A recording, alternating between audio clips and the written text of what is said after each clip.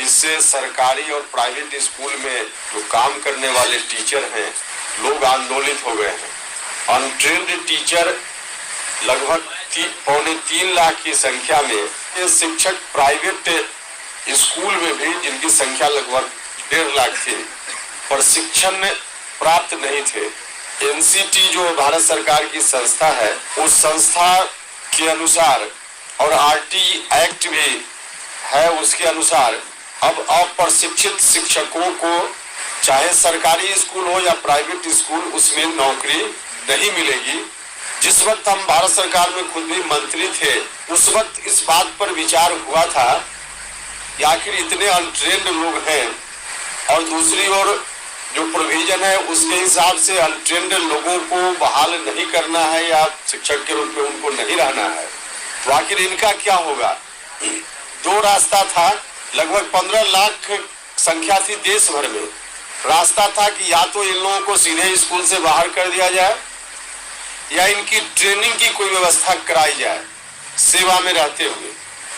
Act में भी बदलाव की जरूरत थी, क्योंकि उस समय तक जो एक्ट था उस एक्ट के हिसाब से उनकी छटनी ही होनी थी।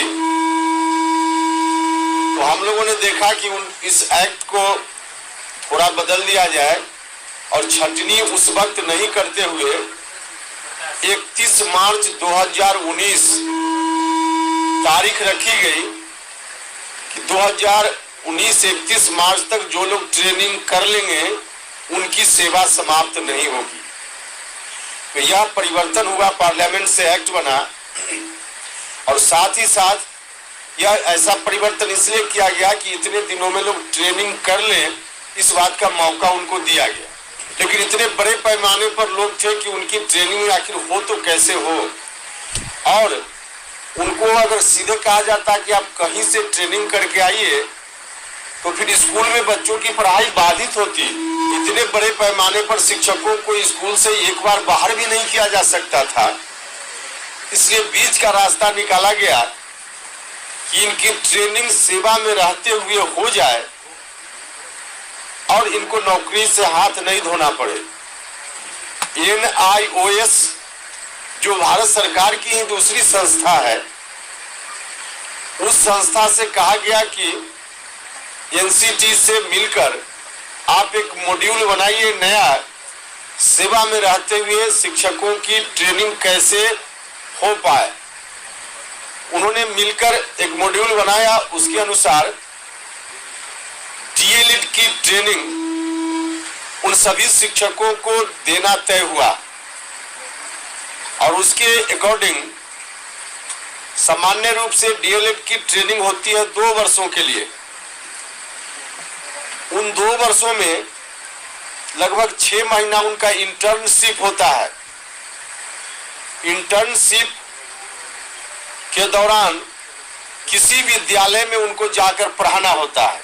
आम आदमी जो बाहर का भी कोई विद्यार्थी ट्रेनिंग करना चाहे उसके लिए व्यवस्था है कि कोई इंस्टीट्यूट में एडमिशन लेगा, 2 साल उसकी ट्रेनिंग होगी, जिसमें 6 महीना इंटर्नशिप में किसी विद्यालय में जाकर उनको पढ़ाना पड़ेगा।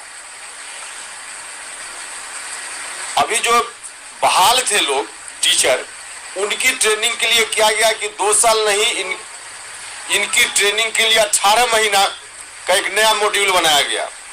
उसके पीछे तर्क यह था कि इंटर्नशिप के लिए 6 महीना जो जाते हैं स्कूल में, क्योंकि बाहर के लोग होते हैं और ये लोग तो स्कूल में ऑलरेडी पढ़ा ही रहे हैं, तो इनके इंटर्नशिप के लिए इनको कहीं जाने की जरूरत है नहीं।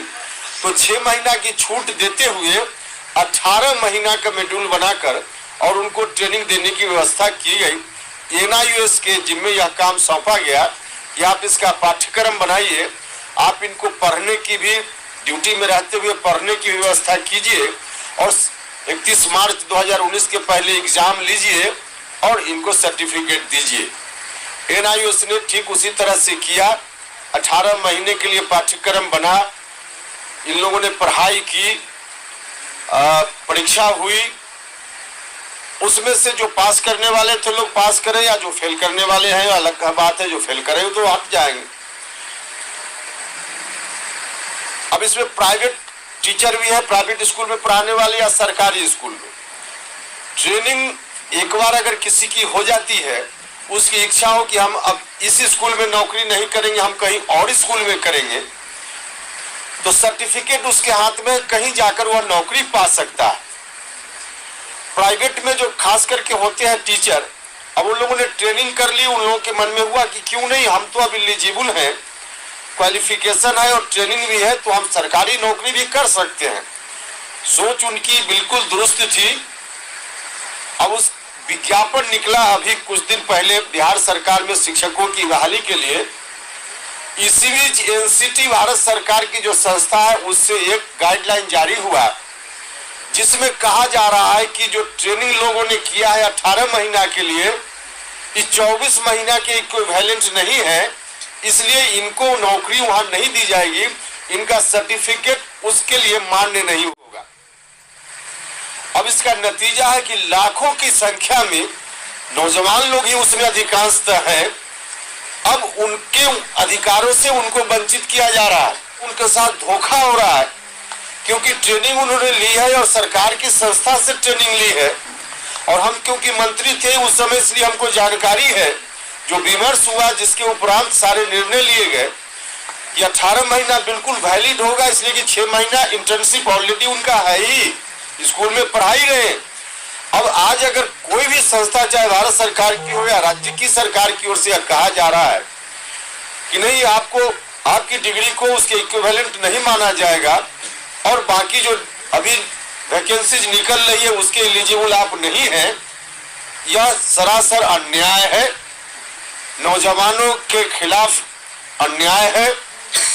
अब इससे सरकार की जो मानसिकता है युवा विरोधी और एक तरह से शिक्षा विरोधी भी, इस बात का परिचय मिलता है। हम खुद भी बात करेंगे भारत सरकार के वर्तमान शिक्षा मंत्री जी से, और साथ ही साथ हम माननीय मुख्यमंत्री जी से आग्रह करना चाहते हैं कि मुख्यमंत्री जी, बिहार के लाखों नौजवानों के भविष्य के साथ यह खिलवाड़ है, लाखों नौजवानों के भविष्य के साथ खिलवाड़ आप नहीं होने दीजिए, क्योंकि उनके साथ अन्याय हो रहा है, पूर्णतः गलत हो रहा है।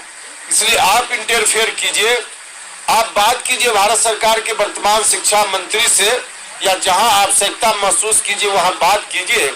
मैं खुद भी माननीय शिक्षा मंत्री जी से, भारत सरकार से बात करूंगा, तो मुख्यमंत्री जी से भी आग्रह है कि आप भी बात कीजिए और यहाँ का शिक्षा विभाग भी इस तरह की युवा विरोधी, शिक्षा विरोधी घटना को लोग देखते कैसे रहते हैं आंख मूंद करके, बहुत आश्चर्य की बात है। सरकार को यह काम करना चाहिए, तुरंत सरकार की नींद जगनी चाहिए, मुख्यमंत्री जी को संज्ञान लेना चाहिए, शिक्षा मंत्री जी को संज्ञान लेना चाहिए।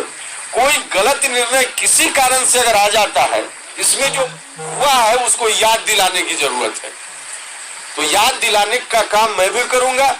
और शिक्षक जो आंदोलित हैं, जिनको सड़कों पर उतरना पड़ रहा है, उनको इस काम के लिए सड़कों पर नहीं उतरना नहीं पड़ता और बच्चों की पढ़ाई नहीं प्रभावित होती। तो इसलिए अविलंब ऐसी चीजों पर इनको ध्यान देना चाहिए ताकि उनके साथ अहित नहीं हो। और राष्ट्रीय लोक समता पार्टी की ओर से मैं आपको बताना चाहता हूं, व्यक्तिगत रूप से मैं बात भी करूंगा माननीय वर्तमान शिक्षा मंत्री भारत सरकार से, और साथ ही साथ जरूरत पड़ी तो उन शिक्षकों के हितों की रक्षा के लिए सड़क पर भी उतरना पड़ेगा तो राष्ट्रीय लोक समता पार्टी उतरेगी।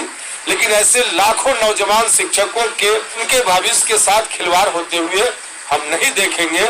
इसको रोकने का हर संभव हम प्रयास करेंगे, उनको न्याय